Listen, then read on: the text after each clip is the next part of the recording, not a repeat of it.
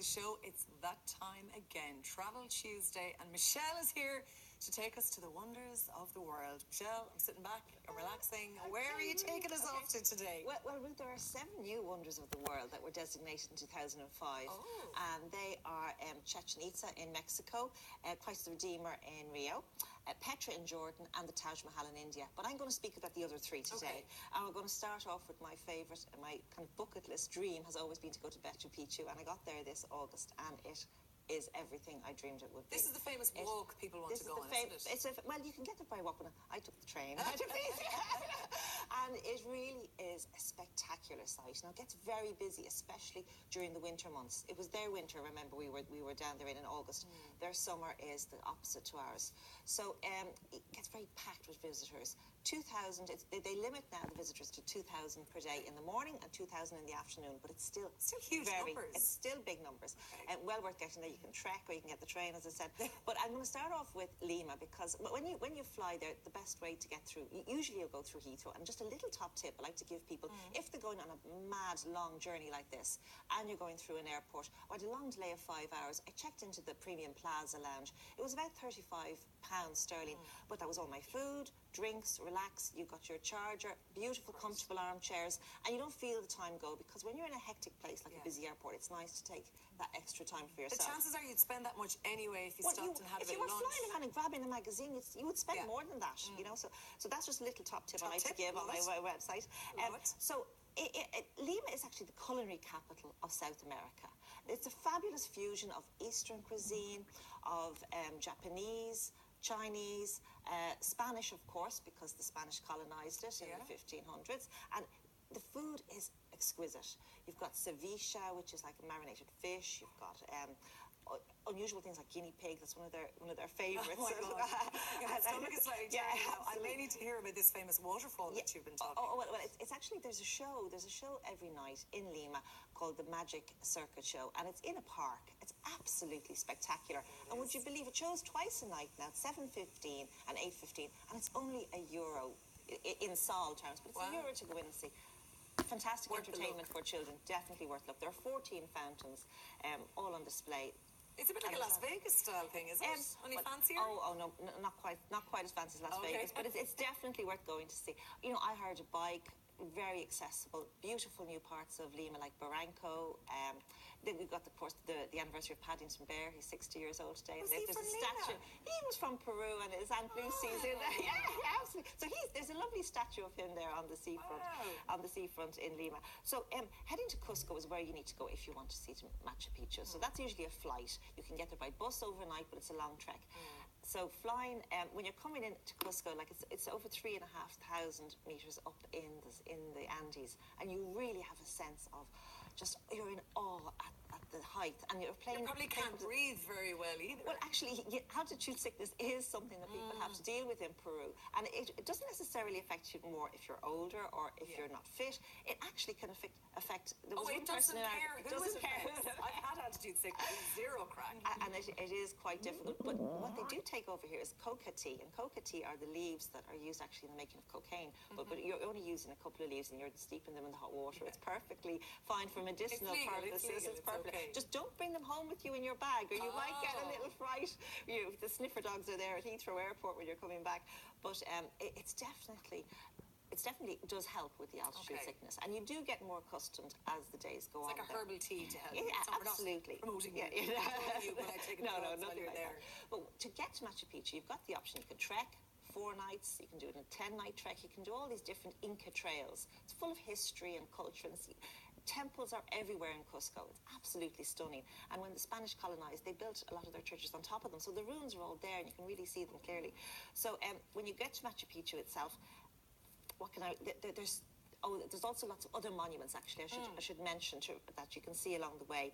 And one of them is the Capanegrec dance is a dance that we saw in Pisac, which is one of the other ancient sites. And that was absolutely stunning. I think that's coming up too on an LVO now. And the llamas, you get to see the llamas everywhere. Oh, that's the home of the llama, That's the home of the llama and the alpaca. And you know how you know your llama from your alpaca? No.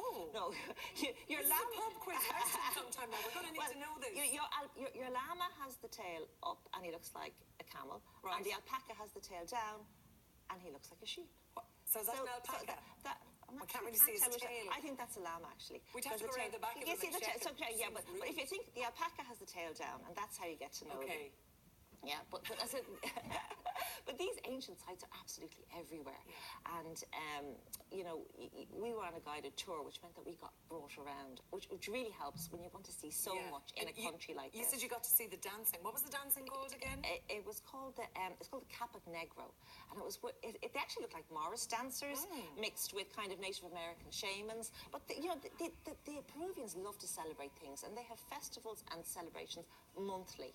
And they're practicing for them for the rest of the month, for the actual weekend of the festivals.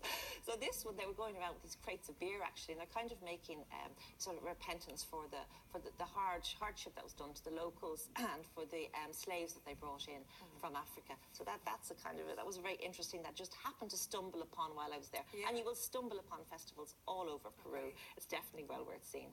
So if you want to go to Peru, I think I do. I have a lovely price, a lovely tour here. This is the one I went on. It was Explore UK, and they have a 9-day trip, starting off in Lima, then going to Cusco, and it includes all your excursions and your, you know, because you need to book your visit to Machu Picchu. You can't just rock up to the gate and say, I'd like a gate, I'd like to enter. It has to all be organised, and that's 1,170 euro. Now that's excluding your international flights, and the reason they do that is because they change, they vary so greatly. Okay. So you know you're best leaving that.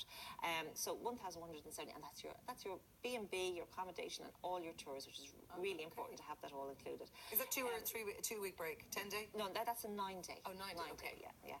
That's what Explore. So moving along here now, number 2 on the list that I've picked is the Great Wall of China, and this is a dream for many people, and I got to see it last year. It's really. It is awe-inspiring when you see the Great Wall of China, but you know, and it's not. Of course, it's broken up now. It's not. You know, you can't get to see all of it.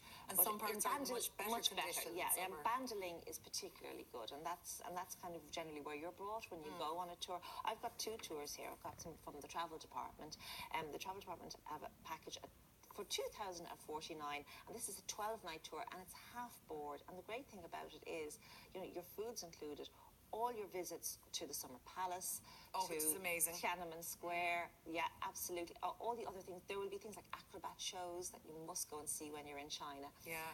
And you know, when your half board is taken care of, you don't have to worry about the food, because it is very difficult tackling a menu. Yes. And you do need your Google, your translator. Yeah. And that, Someday when we have a half an hour to spare, I'll tell you the story about when I went to China, got blood poisoning, and I'm allergic to penicillin.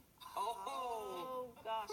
And you're trying to speak, and you're trying to speak Chinese. You don't have Mandarin or Cantonese. Yeah, absolutely. Well, I tell you, Explore have actually a trip to trek the Great Wall, which I thought was really interesting. I met a lady when I was in Peru who had been on it, and she recommended it hugely. It's a 3 to 6 hour trek per day, so and you get to see different parts of it.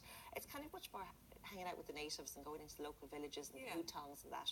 And that is... The hutongs are the little... They're the little local villages. Yeah, they're like little walled, tiny walled cities, you know, towns, and that's where all the locals lived, in these little kind of squares. But it's 1,199, and that's for the trekking option if you'd like to get fish and you'd like to do all that instead. But that, you know, you've got kind of more luxurious one with the travel department, and then, you know, if you really want to get active and really want to know the wall and spend more time on the wall, that's what I'd recommend there. So Europe is next, then, isn't it? Europe is next. Well, the final one on the 7 wonders that I picked is Rome, and Rome is much more accessible. Of course, it's only like a 3-hour flight, you know.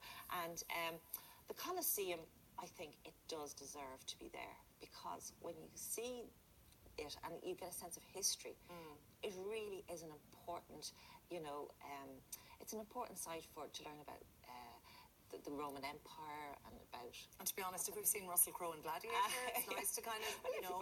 Everybody does that. And the great thing about Rome is you've got the food. And there's nothing like the Italian food. It really is delicious. That's one of my favourite places to go. The charming men. Oh, well, no, just be careful if you're on public transport. You might... Oh, are they too charming? A bit too charming place. You do have... Okay. But it wouldn't put you off going. It's great. And the travel department have a wonderful here. Now, for the autumn, if anybody wanted to trek off and see one of the wonders of the world before Christmas, it's 469, and that's for 3 nights, including your bed, breakfast, all your sightseeing. You don't just stop there, you get to go to the Vatican City, and you've got lots of leisure time as well. That's a nice little break, and that's September to November. That's running for 469.